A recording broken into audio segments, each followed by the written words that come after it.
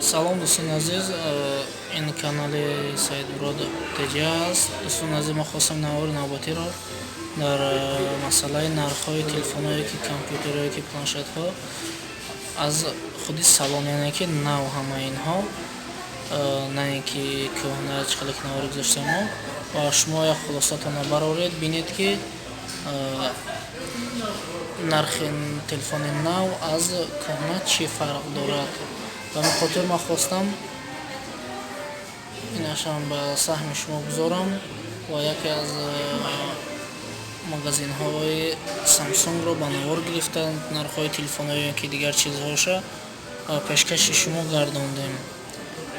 Бинед, ҳатман дар комментарийҳо нависед ки ба шумо саволҳои худро, яъне чӣ саволҳо бошад, саволотонро нависед, ё ин ки ягон хатогӣ бошад, ягон вай бошад, узр пеш аз ҳама пеш мегӯям ва хатоиморо гӯед ки то мо ислоҳ кунем. Рости як чизгаро ба шумо расонданием ки ман хелоҳам качествоша, яъне ки сифатша ба назар нагирифтаестам, оддитарин видео карда ба саҳми шумо гӯштаестам. Фақат мақсади ман он аст ки информация расонам, на ин ки качествои видеоро. Информация расад гумонам хело хуб аст. Ва дӯстон гуфта намояд дар канал подписатсия кунед, ба ёру дӯстони худ равон кунед, поделитсия кунед, яъне ва аз тарафи шумо ҳам дастгирӣ ба мо шавад. Миннатдор ҳастам ва раҳмат мегӯем ба он шахсое ки аллакай дар видеоҳои моро подписчик шудагӣ, яъне ки дар канали мо мебинанд ва дӯстони худ мерасонанд. Шумо сипосгузорем ва бо мебинем чӣ навигариҳо ҳаст дар худи кара. Ҳатман навори карда ба саҳми шумо мерасонем. Рости мо ози камтар кор дорем, вақт камтар аст. Бинед, инҷо қариб ки шаб шидааст аз намози шом. мо амрӯз аз камтар бекор шудем, ҳатман видео кардем, ба шумо расондан хостем. хулас моро фаромӯш накунед дастгирӣ кардана. Худо нигаҳбон. Саволо бошад, саволотона нависед ҳатман. дӯстони азиз, мо хостем чили ваъда додем телефонҳои нава як бори дигар ба шумо нишон диҳем. ин ҳам бошад телефонҳои нав дар Samsung, чили ки шумо мебинед, ва Galaxy Note 10 Plus 5G. размери майдаш аст, ё ин ки намедонам, барои ки инаш ҳаста. бинед, бо калонашам ҳаст фарқ. бинед чанд қадр фарқ дорад. ҳозир мефаҳмонем чанд ки маълумот метавонем гирифта. ва нархша гуфтан лозим. 256 гигабайт, 12 гигабайт оперативкаш, 3500 батареяш, 168 грамм. ино ҳамаш чили гуфтам, якта симкорд мехоҳам бародаро. нархаш бошад $1200, гӯем мешавад $1220.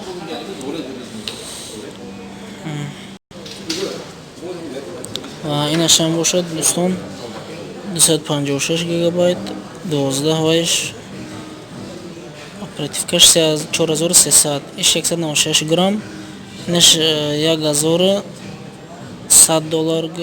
зиедақа $1200 инаш меистад. Напримерно каму зиёд аст, камтар фарқ мекунад, барои мо напримерно шавай кардаистем. $10, $5, $15 кам ё зиёд бояд мумкин бошад. ва инаша аз мо ба шумо нишон медиҳам. дӯстон, ин бо беҳад вай хубе дорад. бинед, ҳозир ман камераша вай мекунам. бинеда сето камера, наворгирӣ инро бинеда, наворгирӣ телефони манро.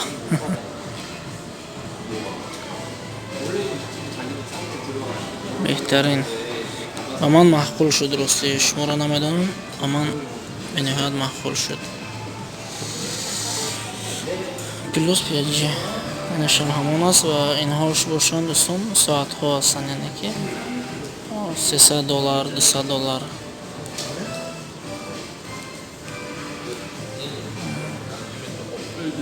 ҳамон телефонон дар ин ваяш аст. ва инҷо бинед дигараш аст. 512 гигабайт памяти инаш, 12 оперативкаш, 4300 батареяш, 196 грамм. нархи инаш так $300 гӯем да. Бинед $1300 ба гумонам ҳамақа точно шавай намекунам. Оке аз ман як дида бароям. Ба курси вон гӯем, кареси пулқати гӯем 1,496,000. Худтон мефаҳмидагид ҳисоб карда барояд бо. Ин фарқаш аз вай да памяташ медем ба гумонам 512 гигабайт вайш 256 буд.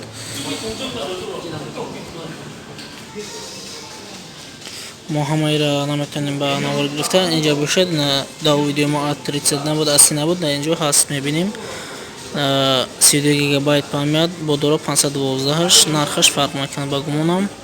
3 гигабайт оперативкаш, 4000 батареяш, 168 грамм вазнаш. Так $300 инаш гӯем, $290 мана. Минус шумо дӯстон. S9 инҷо S9 будааст. S9 дар ҷамоа вай карда будем. Дар инҷо будааст S9 64 гигабайт памяташ васе 400 гигабайт инҷа да нархаш вайш дига 4 гигабайт оперативкаш 3000 батареяш, нархаш 858000, яъне ки ба доллар ҳази бинед дӯстон $740 меистад инаш. Samsung S9. Так S9 холиш будааст, плюс не гуфта намона дӯстон. Фарқи нархша дидед $740 дар инҷо $700 узур $700.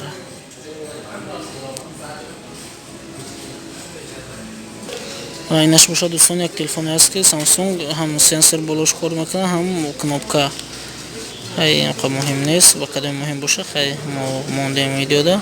Нархаш бошад $200.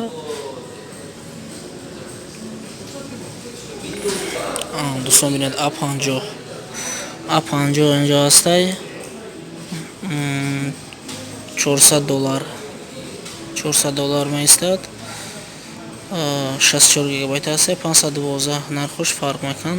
Дар инҷо нест то ки мо бибинем нархоша.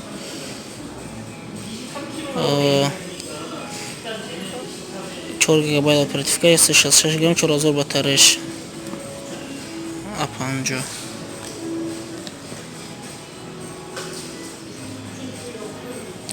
инаш бошад дӯстони азиз. A90 буромадаи набуд инҷо русума навдем 6 гигабайт оперативка, 128 памят бо дора 512, нархош фарқ мекунад. 4500 батареяш 899. Значит оз мебинем чанд аст нархи точноша доллара гӯем. Дӯстон инаш бошад $745 да 206 грамм вазнаш. Ана бинед худашро.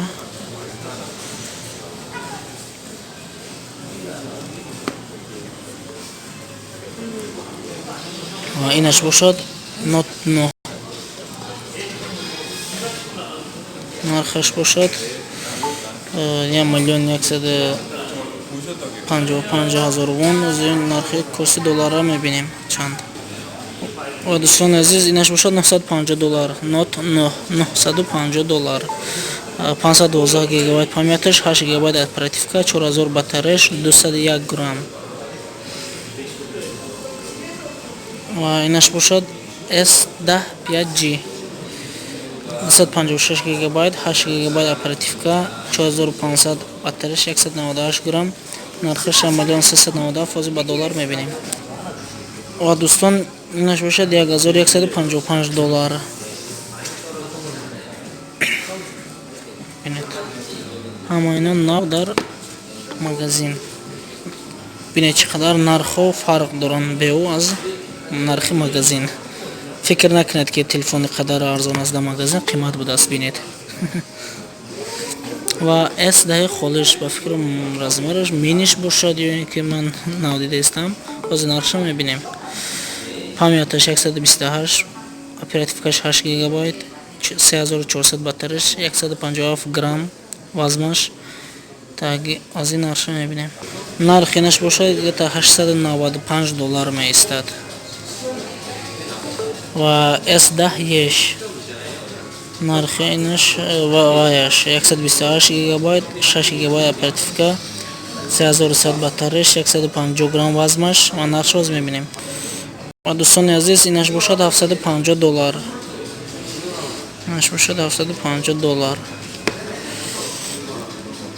ачқале гуфтам дӯстон ҳама ино телефонҳои нав ҳастанд ва ачқале ки мебинед шумо Samsung дар магазини Samsung на танҳо телефонҳо дигар чизҳо ҳам ҳастанд, телевизорҳо ё ин ки дигар чизе ки компютерҳо ма чандто шудем $1000 $2000 $2500 $1200 $1000 боло рафтагӣ. ва дӯстони мо планшетҳоро ба навор мегирем, нархҳошон ба карреси ҳамино ҳастанд. худтон ҳисоб карда бароед уси вақт камтара барои ҳисоб кардани ина ҳар як тенабаҳой кардан. ҳамон хотир мана нархи карресиш 799-800 гӯем.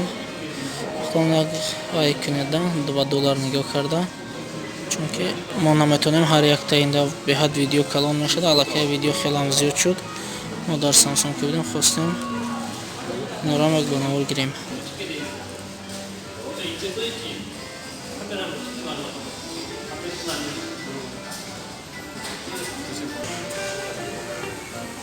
дӯстон ин ҳамин компютерам ба монам ба нарх шумо пурсида будам $2500. сенсор аст шкале ки мо мебинем ояш сенсор аст.